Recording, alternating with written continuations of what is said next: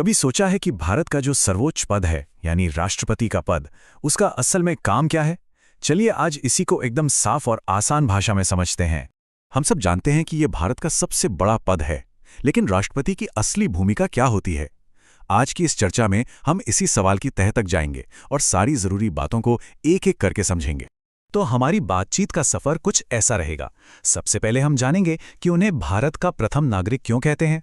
फिर देखेंगे कि इस पद तक पहुंचने का रास्ता क्या है, उनकी शक्तियां क्या-क्या हैं, कार्यकाल कितना होता है और आखिर में समझेंगे कि उनकी असल भूमिका है क्या। तो चलिए शुरू करते हैं। देखिए, शक्तियों को समझने से पहले ये जानना बहुत जरूरी है कि राष्ट्रपति के पद की बुनियाद क्या है। हमारे संविधान में बस एक ये सीधी सी लाइन लिखी है, लेकिन ये छोटी सी लाइन ही राष्ट्रपति के पूरे पद की स्थापना करती है, जो भारतीय गणराज्य के प्रमुख का पद है। अच्छा, यहाँ एक बहुत जरूरी अंतर समझना होगा। राष्ट्रपति होते हैं राष्ट्र के प्रमुख, मतलब पूरे देश का चेहरा। वहीं प्रधानमंत्री होते हैं सरकार के प्रमुख, जो रोजमर्रा का शासन चलाते हैं। अब इसका मतलब क्या हुआ? इसका सीधा सा मतलब यह है कि भारत सरकार के जितने भी काम होते हैं वो सब औपचारिक रूप से राष्ट्रपति के नाम पर ही किए जाते हैं। वो एक तरह से एग्जीक्यूटिव के फॉर्मल हेड हैं, जबकि असली शक्ति मंत्रिपरिषद के हाथों में होती है। ठीक है, तो अब हम उनकी भूमिका की नींव तो समझ गए हैं। तो अब सवाल यह है कि कोई इस पद तक पहुंचता कैसे है? तो देखिए, संविधान राष्ट्रपति पद के उम्मीदवार के लिए कुछ जरूरी शर्तें रखता है। पहली, वो भारत के नागरिक हों। दूसरी, उनकी उम्र कम से कम 35 साल हो। और तीसरी, वो लोकसभा सदस्य बनने की योग्यता रखते हों। और हाँ, एक दिलचस्प बात यह भी है कि राष्ट्रपति पद के उम्मीदवार को 15,000 रुपए की जमानत राशि जमा करनी होती है, और अगर उन्हें कुल वोटों का छठा हिस्सा भी नहीं मिलता तो ये राशि जब्त हो जाती है। तो राष्ट्रपति का चुनाव कैसे होता है? सबसे जरूरी बात यह है कि यह एक अप्रत्यक्ष चुनाव है, मतलब आम जनता सीधे वोट नहीं करती, बल्कि हमारे चुने हुए सांसद और विधायक मिलकर देश के राष्ट्रपति को चुनते हैं। चलिए अब आते हैं सबसे अहम हिस्से पर, राष्ट्रपति की शक्तियां। जरा देखते हैं कि उनके पास कार्यकारी, विधायी और न्यायिक किस किस तरह की शक्तियां होती हैं।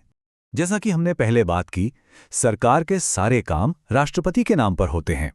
इसमें प्रधानमंत्री और दूसरे मंत्रियों की नियुक्ति भी शामिल है। साथ ही वो भारत की तीनों सेनाओं के सर्वोच्च कमांडर भी होते हैं। ये उनकी एक बहुत बड़ी विधायी शक्ति है। सोचिए, संसद से पास होने के बाद भी कोई बिल तब तक कानून नहीं बन सकता जब तक राष्ट्रपति उस पर अपनी मुहर न लगा दें। यहीं पर उनकी वीटो पावर भी काम आती है। ये एक बहुत ही महत्वपूर्ण न्यायिक शक्ति है। राष्ट्रपति किसी भी दोषी की सजा को माफ कर सकते हैं, कम कर सकते हैं या बदल सकते हैं, यहां तक कि फांसी की सजा को भी। और मान लीजिए, अगर किसी कानून की तुरंत जरूरत पड़ जाए और संसद का सत्र न चल रहा हो, तो ऐसी स्थिति में राष्ट्रपति अस्थायी कानून यानी अध्यादेश भी जारी कर सकते हैं।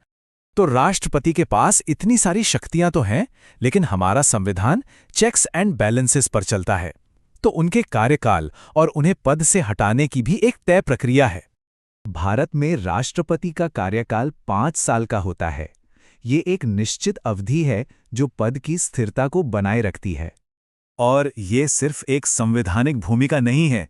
डॉक्टर राजेंद्र प्रसाद से लेकर देश की पहली महिला राष्ट्रपति प्रतिभा पाटिल तक और हमारी वर्तमान राष्ट्रपति द्रौपदी मुर्मू तक कई महान हस्तियों ने इस पद को संभाला है। ये एक बड़ा सवाल है। क्या राष्ट्रपति को उनके कार्यकाल पूरा होने से पहले हटाया जा सकता है? तो जवाब है हाँ, लेकिन इसकी प्रक्रिया बहुत ही ज्यादा मुश्किल है। जैसा कि हम देख सकते हैं, ये प्रक्रिया, जिसे महाभियोग कहते हैं, कोई आसान काम नहीं है। इसके लिए संसद में बहुत ही बड़े बहुमत की जरूरत होती है। ऐसा इसलिए किया गया है ताकि इस पद की गरिमा बनी रहे। तो हमने राष्ट्रपति के चुनाव से लेकर उनकी शक्तियों और कार्यकाल तक सारे पहलुओं पर नजर डाल ली है। अब इन सब को एक साथ रखकर समझते हैं कि आखिर उनकी असल भूमिका है क्या। ये एक लाइन मेरे ख्याल से राष्ट्रपति के पद का पूरा सार बता देती है। वो पूरे देश के प्रतीक हैं, देश की एकता के प्रतीक, लेकिन वो रोजमर्रा का शासन नहीं चलाते। तो आखिर में ये सवाल बचता है कि राष्ट्रपति क्या हैं? एक ताकतवर कार्यकारी या सिर्फ एक औपचारिक प्रमुख? सच तो यह है कि भारतीय संविधान के हिसाब से वो दोनों हैं। ये एक ऐसा पद है जो शक्ति और प्रतीकवाद के बीच एक अनोखा संतुलन बनाता है।